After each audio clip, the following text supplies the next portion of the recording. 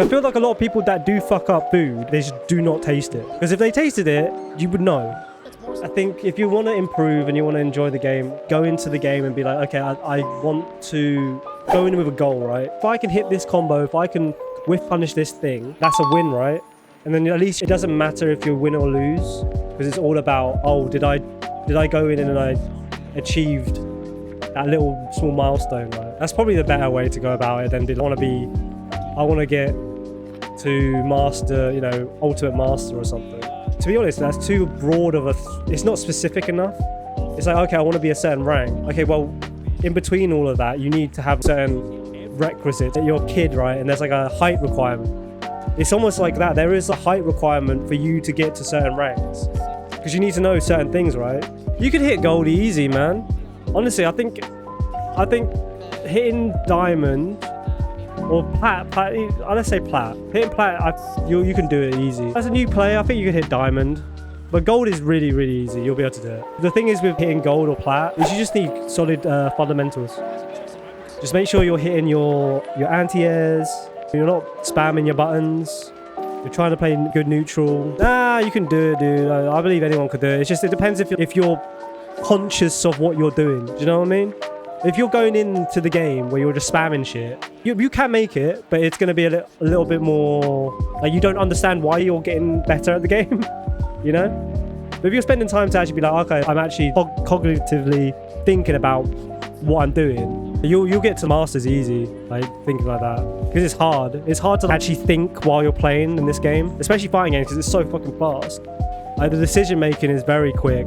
Like something like Apex, right? You can make you can take your shots, but you can like, reposition, you know, reposition as long as you get the hit from certain distances, stuff like that. For me to improve, there is a lot of bad habits that I have to get rid of, because that's what's stopping me from like improving. It's very slow. I think anything in life or games or whatever. This is why I think games are very good at teaching, especially if you're like actively learning. As long as you're going into it with a conscious effort, you're always going to get good at it, no matter what. Like, I don't want to be one of those people who are like, like, you know, back in my day. But it's true though. I've gotten good, you know, not to toot my own horn, but I've gotten very good at multiple games over the years. And it's always like the same sort of like idea. You know, I used to play StarCraft right back when I was a teen, and I went to sort of semi-pro level at the time. And then I played Face It and got okay at it. I was like better than average, but not, it was just too hard to get good at it. But like for the most part, I think in a lot of the games I can get into probably the top 10%. But then to get into the top 3% is really hard. That's where I get stuck. I can never really get to that point.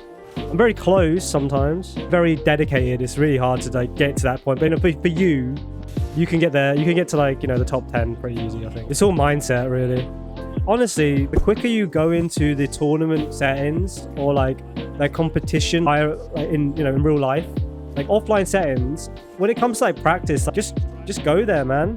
There's so much fun just to not even just to go there to compete, but to just meet people that you know share the same, you know, passion that you have. And then you can meet, you know, training partners. It's so much easier to get feedback as well from players that are better than you. And there's so much benefits to go to an offline event.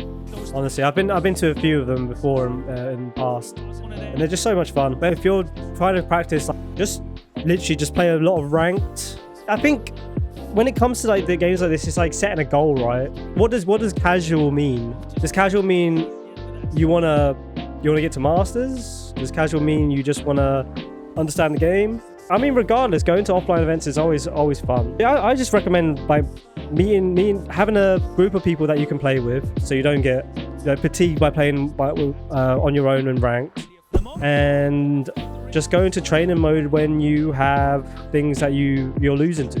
Really, say for example you're constantly losing to fireballs, right?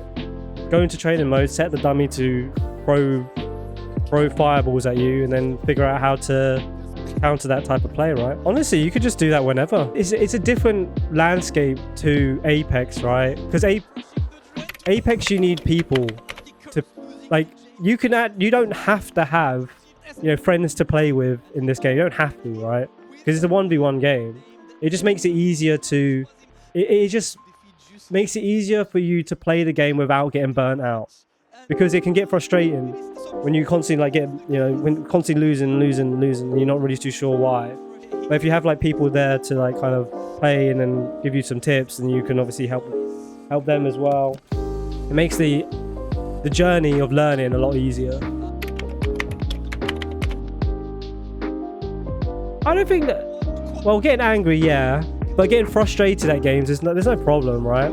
Like, my opinion is, when it comes to kind of like getting frustrated, I'd say frustrated, not angry, but like frustrated at a game is completely valid, because at the end of the day, you being frustrated or angry means that you care about it, right? Because if you didn't, and you were indifferent to the feelings of your emotions, that means you don't care enough about it. Just like, why even try? Like, why even play the thing if you don't even care about it?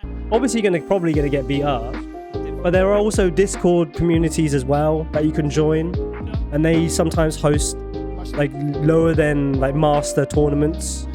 So you have to be like diamond or lower to actually compete. There's a bunch of ways to learn, and there's so many resources now. Sahara, right? He's been playing Street Fighter 6 for a year and a half, and he just won Capcom Cup. The fact that he did used to play Fortnite Pro before, a year and a half, and he won Capcom Cup. And there's people who've been playing fighting games, Street Fighter, for like, you know, 10 years plus. And he comes in and beats all of them and wins Capcom Cup. I think that's the thing with anyone in life. There's always going to be people who are just have, I guess, more innate talent, I like to say. But there's a saying that hard work beats talent if talent doesn't work hard.